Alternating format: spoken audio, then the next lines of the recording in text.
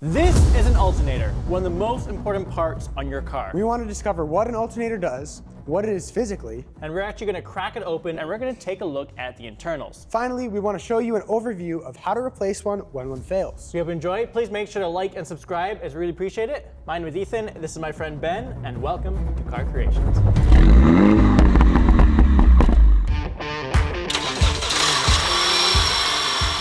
In most cars, the alternator keeps the main functions of the car running. Lights, infotainment, climate controls, and really any of the electronics. Because the 12-volt battery is mainly used for simply starting the car, and accessory power when the engine is not running. Once the car is running, the alternator powers the electronics, and the battery is only used to absorb voltage spikes from the alternator. Fundamentally, cleaning up the current. This alternator display is the perfect way to show how an alternator works.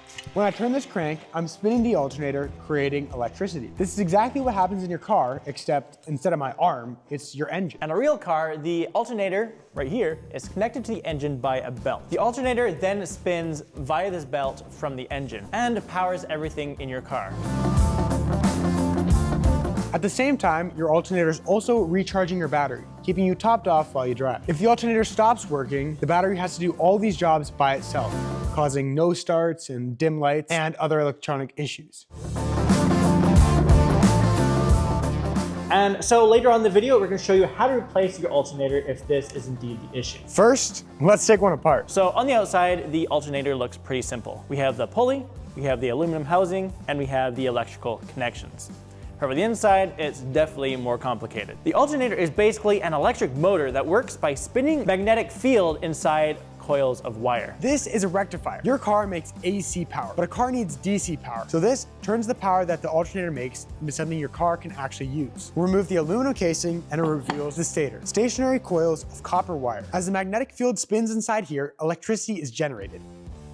This is the rotor. It spins with the engine and makes a magnetic field. Here is the voltage regulator. This controls how much voltage the alternator produces. Too much voltage can fry the electronics, and too little will make it so the battery won't charge. And then you've got bearings, cooling vents, and the housing that keeps everything working smoothly and tight.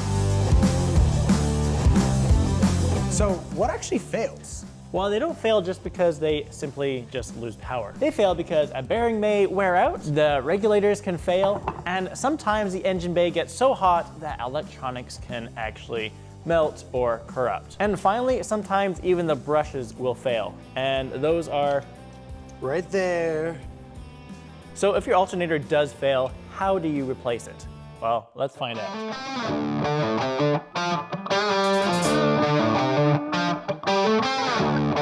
First off, make sure that you find an alternator that is 100% new, because most replacement alternators are in fact remanufactured.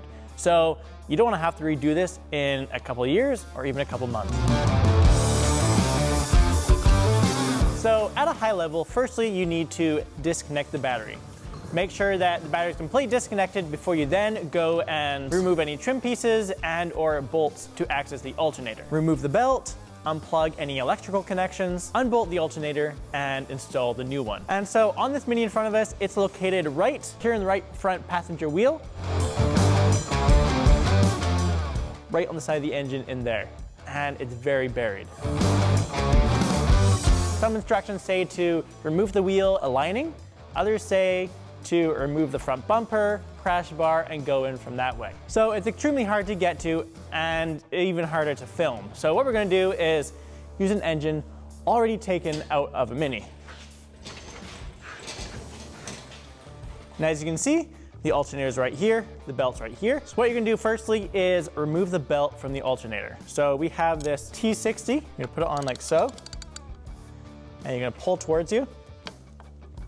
And it should give you some slack to then remove the belt from here. And there we go. Next we need a e-Torx. Very slightly loosen them off.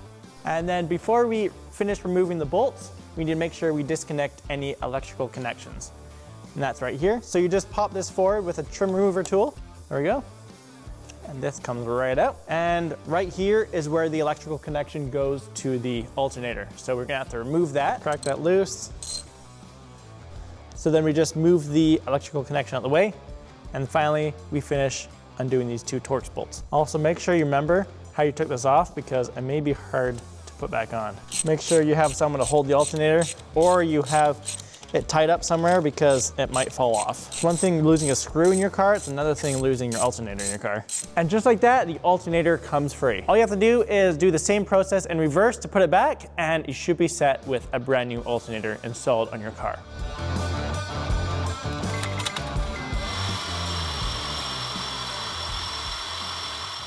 On paper, alternators are simple to replace. In reality, the space is tight, bolts are buried, and they're really hard to get to. This is why labor prices vary so much between car brands. Tight, compact cars like this are the worst culprits. And the alternator is one of those parts that you never really think about, that is, until it stops working. We hope you understand a little bit more about your car. If you don't, make sure you subscribe and let us know down below on which part we should do next. We hope you enjoyed the video. Most of all, hope you all have an amazing rest of your day, and we'll see you in the next one. Quiet on set. Action! All right. This is an alternator.